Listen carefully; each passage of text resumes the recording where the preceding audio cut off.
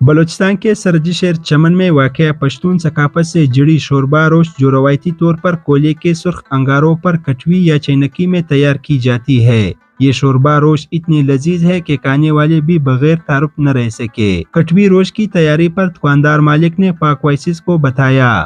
40-42 سال سے یہ میرا باپ یہ کام کر رہا ہے اور ابھی ہم بھائی آگے چلیں گے۔ 18-20 کلو ہے اور تقریباً 80-90-100 تک چینکی ہم اس کے پرو کرتے ہیں۔ پاؤ سے تھوڑا کم ہے، پورا پاؤ نہیں ہے، اور اس کو کوئلے پہ تیار کرتے ہیں اور اس کو پیاز، ٹماٹر، آلو بخارا، کالی مرچ، سرخ مرچ، نمک ڈالتے ہیں اور کوئی چیز نہیں۔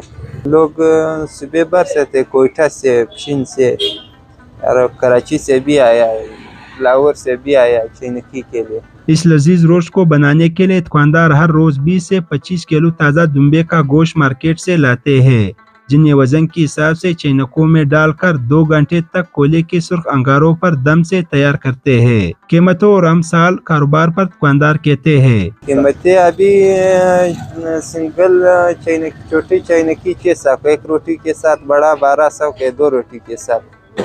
یہ پہلے سستے تھے اور ابھی مہنگا ہوا۔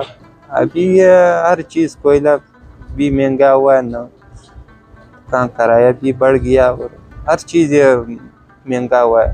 تقریباً آدھا حصہ اور اس سے تھوڑا کم اثر اس ہمارے کاروبار، ہمارے نہیں، تھوڑا سارے چمن کے کاروبار پہ اثر ہوا۔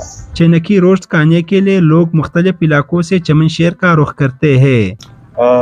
نپیا کا جو چینکی روسٹ ہے وہ انتہائی لذیذ ہوتے ہیں۔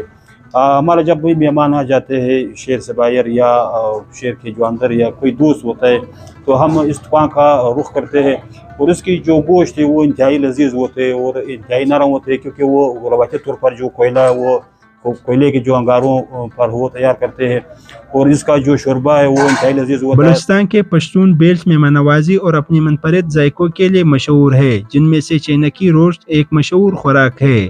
نیما چکزئی، پاک وائسز، چمن۔